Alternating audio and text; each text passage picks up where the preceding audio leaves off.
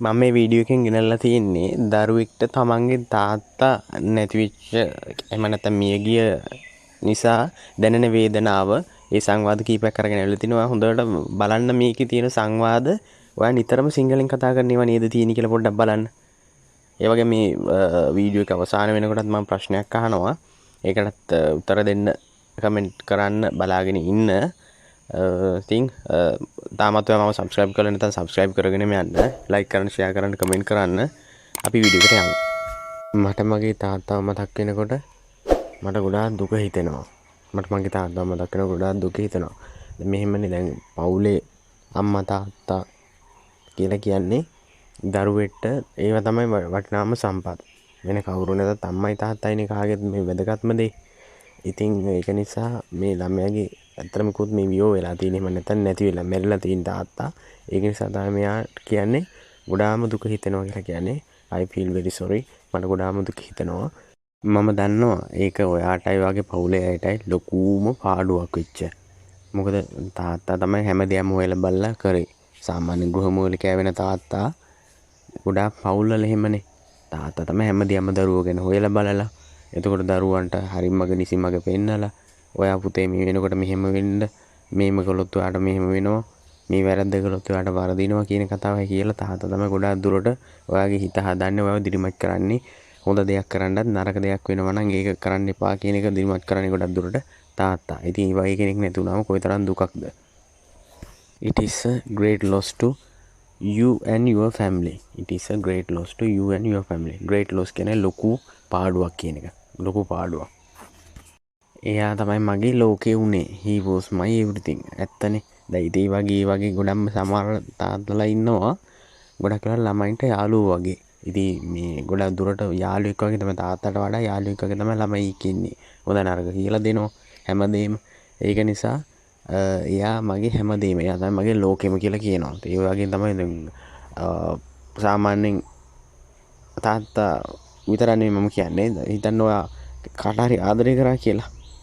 සමහර විට ගෑන් ළමයා හෝ පුදු ළමයා ගැන කියන කතාවක් කියලා හිතන්නකෝ. එහෙම වුණාම වුණත් ගොඩක්ම ඔයත් එක්ක ආදරෙන් හිටිය කෙනෙක් නම් ඔයා කියනවනේ එයා තමයි මගේ ලෝකේ. එහෙම කියලා කියනවනේ සාමාන්‍යයෙන්.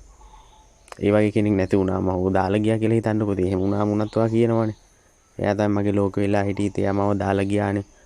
මම හිතුවේ නෑ එයා මට මෙහෙම කරයි කියලා. ඒ වගේ එහෙම කියලා කියන්නේ අපි. අනේ ඒක නිසා මේ ඒ වගේ එයා තමයි මගේ ලෝකෙ උනේ කියලා කියනවා. තාත්තා තමයි මගේ ලෝකෙම උනේ.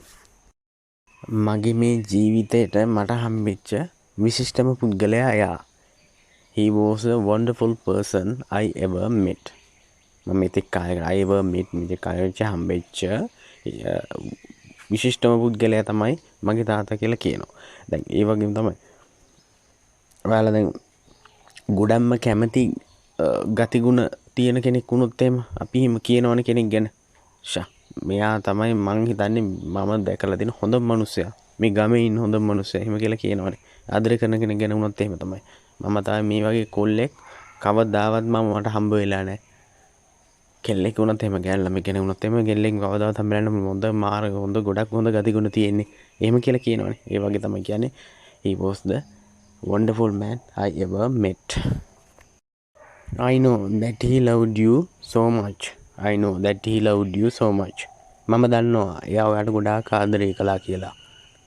I know that he loved you so much. ඒකනේ මගේ තාත්තා තමයි මේ ලෝකෙම මගේ හැමදේම මගේ තාත්තයි. මම දැකපු හොඳම මිනිසයා තමයි මේ ලෝකේ ඉන්න අපේ තාත්තා. ඉතින් එහෙම කියලා කියන්නේ කොයිතරම්නම් ආදරය කරලා ඇද්ද ඒ දරුවට ඔය කියන තාත්තා. එයා මාව දාලා ගියාට පස්සේ මගේ මුළු ලෝකෙම තුණු විසුණු වෙලා ගියා.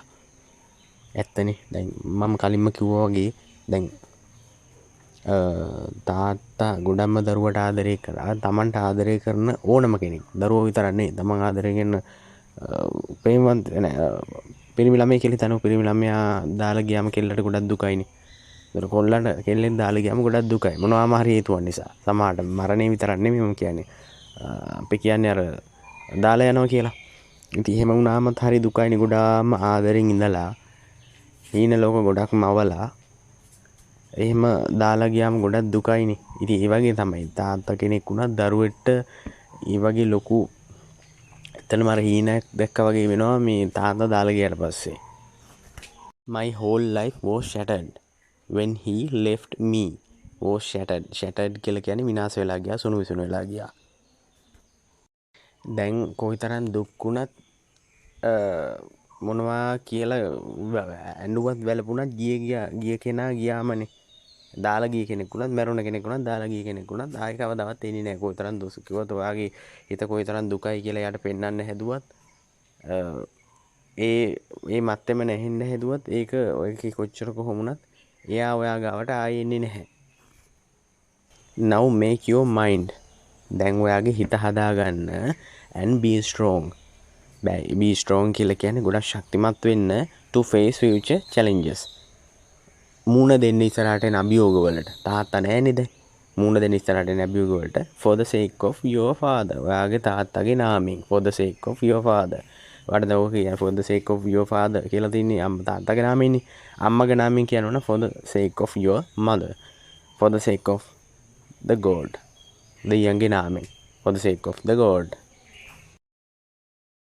ඒ ආපට සමුදුන්න අඳුරු දවස කවදාවත් මට අමතක වෙන්නේ නෑ, අමතක කරන්න බෑ. I will never forget that gloomy day. අඳුරු දවස he bid farewell to us. he bid farewell to us කියලා කියන්නේ ඔව් අපිට සමුදුන්න කියන එක. ඔව් අපිට සමුදුන්න දවස. gloomy day he bid farewell to us. අර අපි කියන්නේ එයා ඉන්න තැනක ඉඳලා අපිට ආශිර්වාද කරයි කියලා. එහෙම වෙන්නේ නැහැ. නමුත් අර අපි කතාවට කියනවනේ he would bless from where he is. එයා අපිට ආශිර්වාද කරයි, එයා ඉන්න තැනක ඉඳලා අපිට ආශිර්වාද කරයි කියලා කියනවා. මට තාම හිතාගන්න බෑ, තාමත් හිතාගන්න I can't believe yet that he is no longer with us. that he is no longer. තාමත් අපි අතර නෑ කියලා. මට හිතාගන්න බෑ. වීඩියෝ එක නම් ඉවර වුණා. මට දැන් අහන්න තියෙන ප්‍රශ්නේ තමයි මේ දරුවා මේ තරම් මතක් කරන්නේ, හිතන්නේ, පසුතැවෙන්නේ කවුද නැති උනේ යාගේ? කියන්නේ එයාව දාලා ගියේ කවුද? එයාගේ නම කමෙන්ට් බොක්ස් එකේ සඳහන් කරන්න. ඔයාට සුබ දවසක්.